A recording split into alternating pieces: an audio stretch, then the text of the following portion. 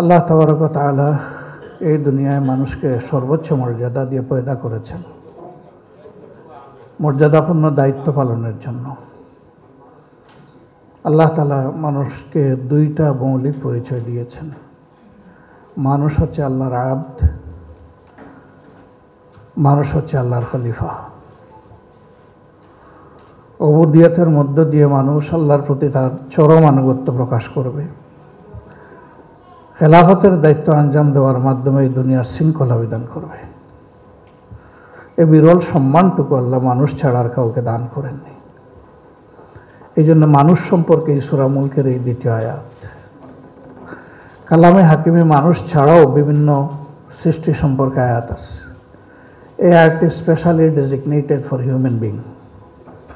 আল্লাহ তাআলা এখানে স্মরণ করিয়ে দিয়ে বলছেন, তিনি সেই মহান সত্তা যিনি তোমাদেরকে মৌত এবং হায়াতের নিয়ামত দান করেছেন, যেন পরখ পরীক্ষা করতে পারেন তোমরা কতটুকু নিজেরা নেক আমল করো, আমলে সালেহ করো, হুসনে আমল করো।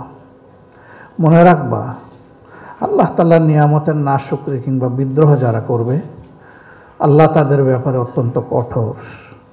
দুনিয়ায় তারা অপমানিত, লাঞ্ছিত, আখিরাতে তারা হবে বঞ্চিত আল্লাহর নিয়ামত, সমস্ত নিয়ামত থেকে। আর যারা ঈমান আনার পর নফসের দুকা কিংবা শয়তানের ওয়াসওয়াসায় আল্লাহ তাআলার অপছন্দের কোনো কাজ করে ফেলবে, এর পরপরই অনুতপ্ত হবে, তওবা করে আল্লাহর দিকে ফিরে আসবে, তারা তাদের মওলাকে ক্ষমাকারী হিসাবে পাবে। আল্লাহ যা বলেছেন সত্য বলেছেন। সম্মানিত ভাই ও বোনেরা, আজম ওবায়দুল্লাহ ভাই সম্পর্কে আজকে যারা কথা বলেছেন, তিনি জীবিত থাকা অবস্থায় এই কথাগুলো আমার বিশ্বাস কেউ বলেনি। সে মানুষটাই ভালো মানুষ, শ্রেষ্ঠ মানুষ, যার আড়ালে আবদালে মানুষ তার ভালো কাজের কথা স্মরণ করে শ্রদ্ধার সাথে এবং তার জন্য অন্তরের ভিতর থেকে অন্তঃস্থল থেকে দোয়া করে। ওনাকে কেন্দ্রের প্রয়োজনে এই সাংস্কৃতিক ফন্ট এবং আরও কিছু গুরুদায়িত্বের জন্য যখন আমরা চিন্তা করলাম, ওনার সাথে বসলাম, ওনাকে আমি বললাম আপনাকে ক্রমান্বয়ে চট্টগ্রাম থেকে কুইট করে এখানে চলে আসতে হবে। তিনি বললেন আমার কোনো আপত্তি নেই, আমি তো আমার সমস্ত সত্তা আল্লাহর জন্যে সঁপে দিয়েছি। আমি বললাম আপাতত আপনি সপ্তাহে 2 দিন করে এখানে সময় দেবেন। এই কথাটা বলার ক্ষেত্রে আমি তার এবং তার পরিবারের উপর বিচার করিনি।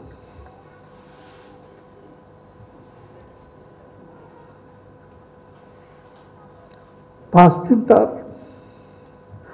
পেশাগত এবং সাংগঠনিক দায়িত্ব পালন করার পর 2 দিন তার পরিবারের পাওনা ছিল,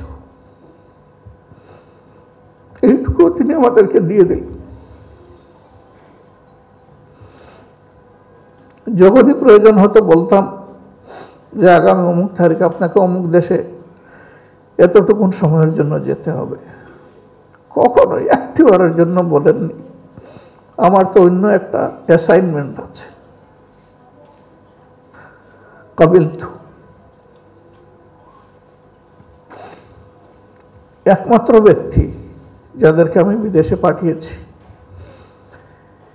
ফিরে এসে তার সফরের একটা ব্রিফ রিপোর্ট লিখিত আমাকে দিতেন।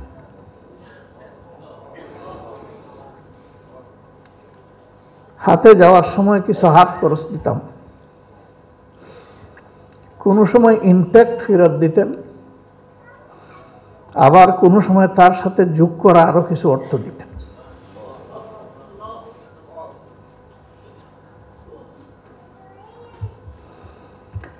আমি জিজ্ঞেস করতাম যে আপনাকে দেওয়া হয়েছে তো বাকিটা করতে গিয়ে আসলো।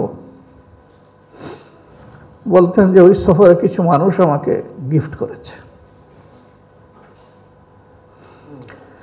যেহেতু আমি সংগঠনের প্রয়োজনে এবং সংগঠনের খরচে গিয়েছি, কাজে গিফটটা আমাকে সম্মান করে দিলেও এটি আমার পাওনা নয়।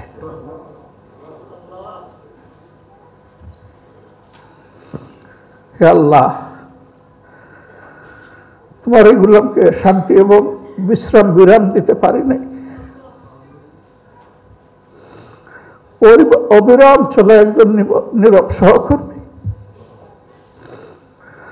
সমস্ত বিশ্রামের ঘাটতি আল্লাহ এখন তুমি তারে পূরণ করে দাও।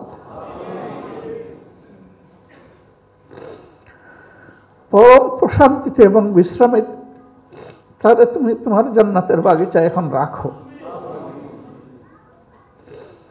হ্যাঁ, তার আপনজনেরা বঞ্চিত, কিন্তু তার এই ইনভেস্টমেন্ট শুধু তার জন্য নয়, এই ইনভেস্টমেন্ট পরিবারের সদস্য এবং আপনজনদের জন্য।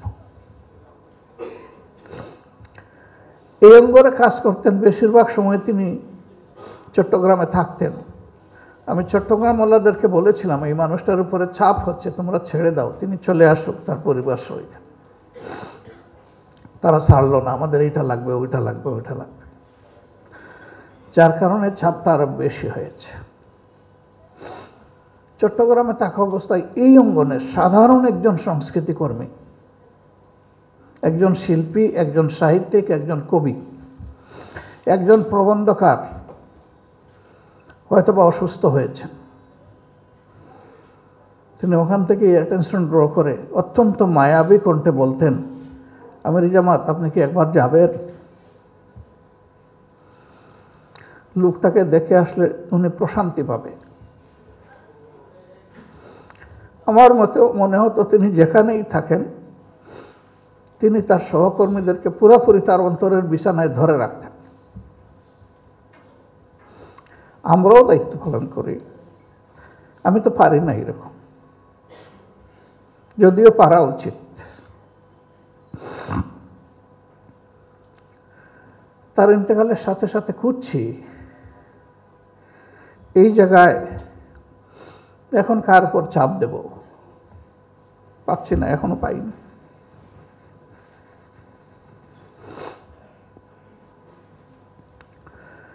আল্লাহর কাছে আরজ করি, আল্লাহ যেন এই ঘাটতিটাও পূরণ করে দেন।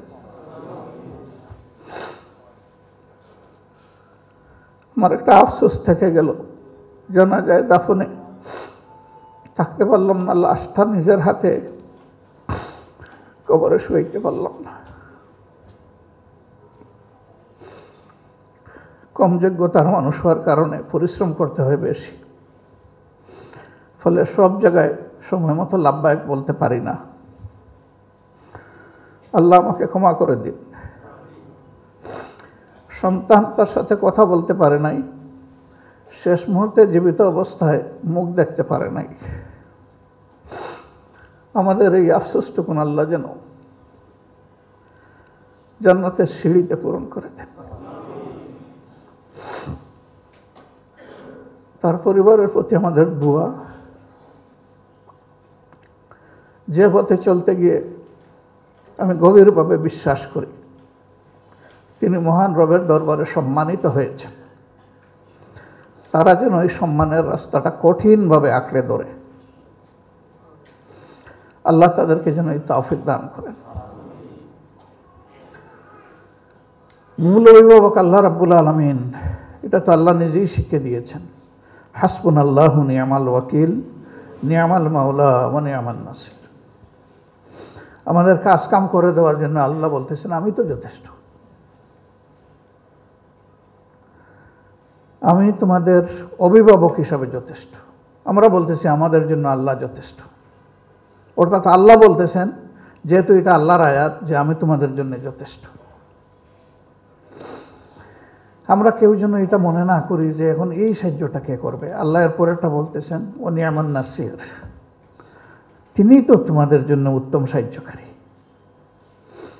আল্লাহ তাআলাকে এই পরিবারের আগাগোড়া আলিফ টু ইয়া আমরা প্রশান্ত চিত্তে মহান আল্লাহকে এই পরিবারের অভিভাবক নিয়োগ করলাম। আল্লাহ মেহেরবানি করে পরিবারটির পূর্ণ অভিভাবকত্ব কবুল করুন।